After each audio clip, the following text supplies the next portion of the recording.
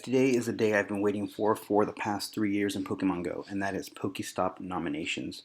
This is only available for level 40 players as of November 13th of 2019, and I want to explain to you guys how to use Pogomap.info to your advantage to be able to map out locations of where to put Pokestops.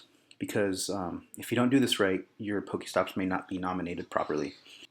The world map is broken up into different cells called S2 cells. As you see here, there's these big blue cells right here and these little red cells. And let me go ahead and explain to you exactly what that means. So the cells that we need to take into consideration are level 14 cells, which are cells that are used to determine the number of gyms in a cell.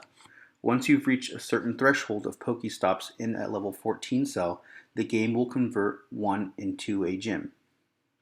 What's important here is that within the S14 cell is the big cell right here. So if there's only one Pokestop there, that one Pokestop will not become a gym. If there's 2 to 5 within that cell, one will become a gym.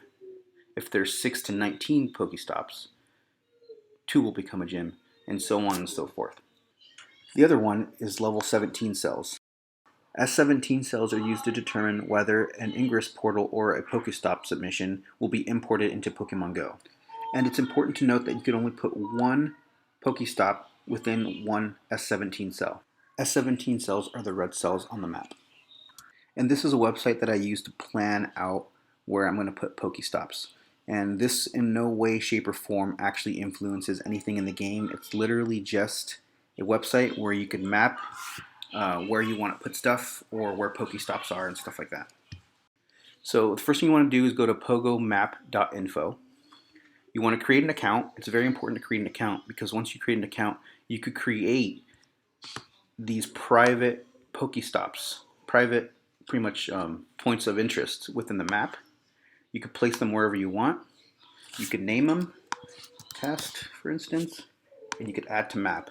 And this is kind of, you're kind of creating your guide on where to put these Pokestops, and this is only visible to you, which is why this is important. After you're done creating your account in Pogomap.info, you want to go to the settings, and under visual, you want to make sure you're under satellite mode just because it may help you determine points of interest a little easier, and make sure you turn on S14 cells and S17 cells. In my neighborhood, for instance, we have the community pool and park area right here. We have one gym, and within the park, I have many points of interest that can become a Pokestop or gym. But I'm limited to only having 4 because this park is broken up into 4 S17 cells. And remember, you can only put one Pokestop or gym within one S17 cell. Here, I created a private marker called picnic area. And I mapped it exactly where the picnic area is. Here, I created a Laurel Canyon playground. I put it exactly where it was.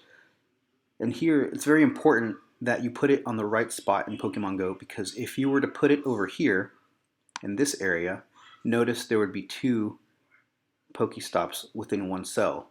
So only one of these would be created, which is why I made sure to put the marker right here. And then over here, I could have put the pool location. See, this is the Laurel Canyon pool. I could have put the pool location on the actual pool, but once again, I run into the issue of there's a Pokestop there that I'm going to submit. So you want to be able to maximize. So Laurel Canyon pool, I put in its own S17 cell. And then I submitted one down here. Hopefully it'll become a gym because there's already a gym here. And it's in an EX eligible area, so that'll be good. You might be asking yourself, how is it determined what becomes a Pokestop and what becomes a gym? So what determines if a nomination turns into a Pokestop or a gym depends on how old the Pokestop is.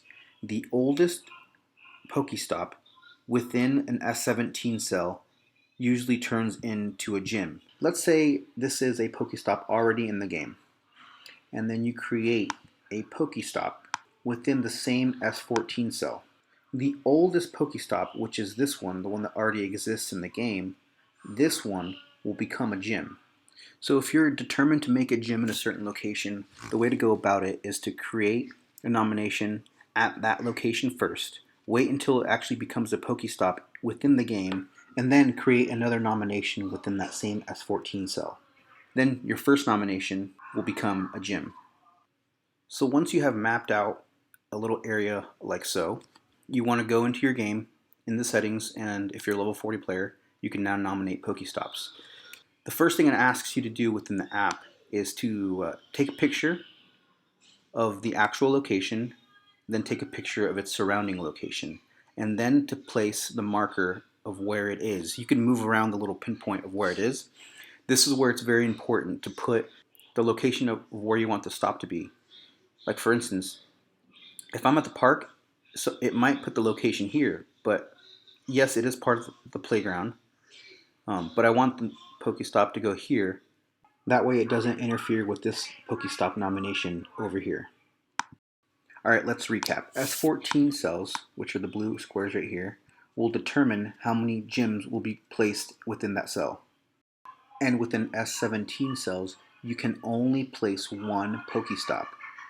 If you try to create two, it won't work. Only one Pokestop submission per S17 cell. Alright guys, so thanks for watching, and I hope this guide helps you create Pokestops successfully rather than just going out blindly and just hoping they work. So, thanks again.